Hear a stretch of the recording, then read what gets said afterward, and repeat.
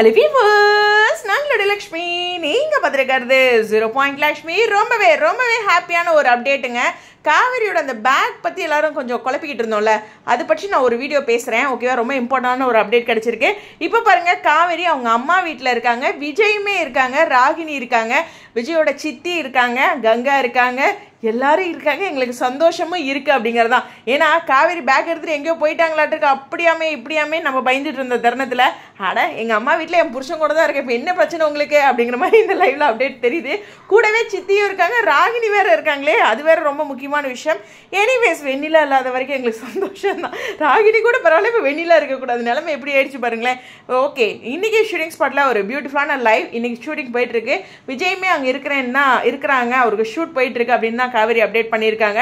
ரொம்பவே பியூட்டிஃபுல்லான லைவ்ல இன்னொரு ஹாப்பியான விஷயமும் இருக்குது. அதை நான் அடுத்த வீடியோவில் தான் சொல்லுவேன். அது ஸ்பெஷலாக டைட்டில் போட்டு தான் சொல்லுவேன். ஸோ அதனால் கண்டிப்பாக சித்திலாம் வந்திருக்காங்களே, என்ன மாதிரி சீன் தெரில, பட் இருந்தாலும் எல்லாருமே இருக்கிறது ஒரு ஹாப்பி சீனாக தான் இருக்கும். ஆனால் ராகினியும் சித்தி இருக்காங்க, கொஞ்சம் எக்ஸ்ட்ரா இருக்கல்ல இவங்க ரெண்டு பேரும் புதுசாக காவேரியோட அம்மா வீட்டில் இருக்கிறது அப்படின்ட்டு.